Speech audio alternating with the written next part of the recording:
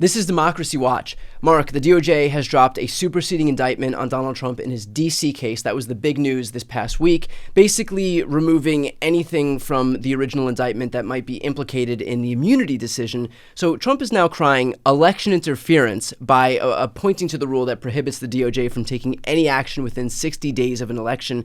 What's your response to that? I mean, first of all, he's wrong on the rule because the rule doesn't say that they can't take any action within 60 days of an election. They cannot take action that reveals an otherwise unknown criminal case. In other words, the idea is that when you're within 60 days of an election, you don't want the Department of Justice announcing some new investigative step or new indictment that would influence it. I think the fact that he had been indicted was pretty well known before.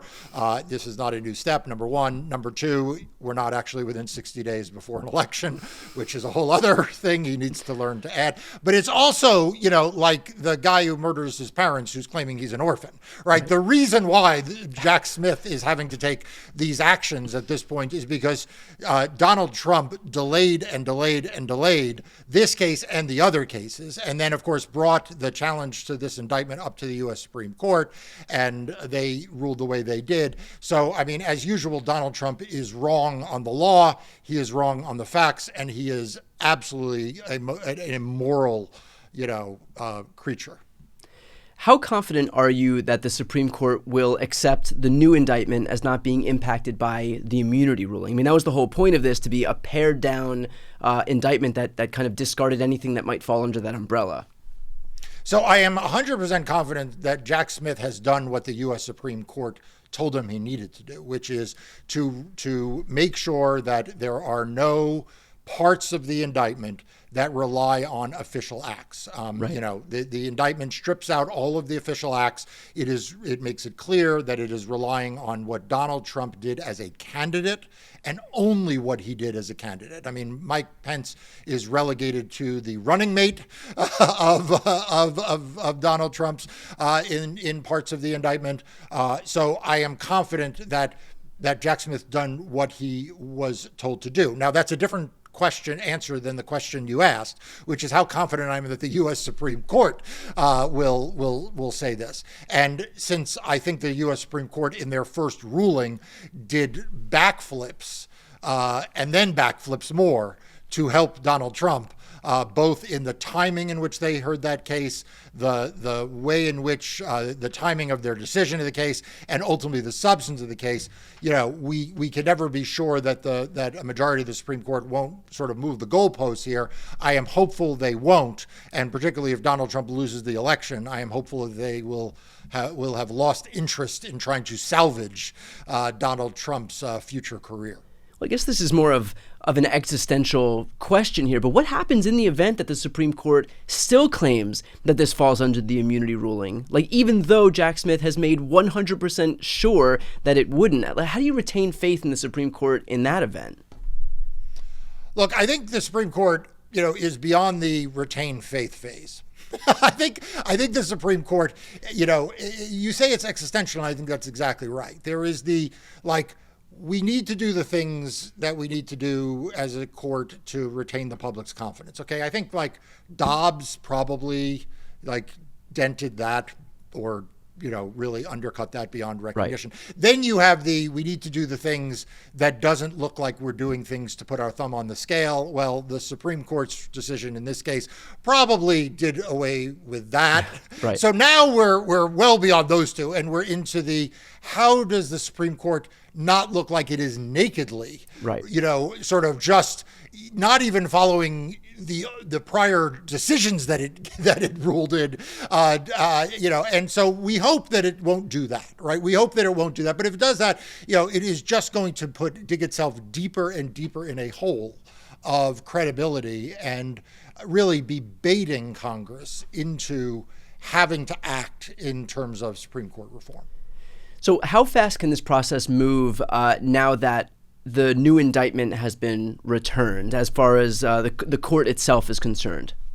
Look, the process should move very fast. What we have learned is that the judicial branch, the judicial system, has not proven itself capable of moving with the kind of speed and the kind of deliberate action that it operates in for every other criminal defendant when the criminal defendant is Donald Trump. I mean, let's be clear. This case should have been set for trial and have been tried by now. That is true in the Florida case, which is, often no man's land, having been dismissed before, and now before the 11th Circuit. And frankly, the Georgia and the New York case. The New York case, which was the fastest of the cases, we were promised a sentencing much earlier, and we are still, awaiting that. So what I think happens in the D.C. case, to answer your question directly, is that this case should move very fast.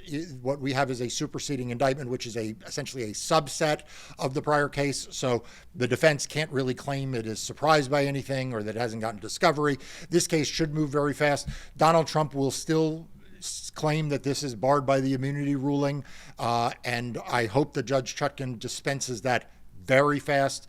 If he goes to the D.C. Circuit, I hope they dispense it very fast, and the U.S. Supreme Court does as well.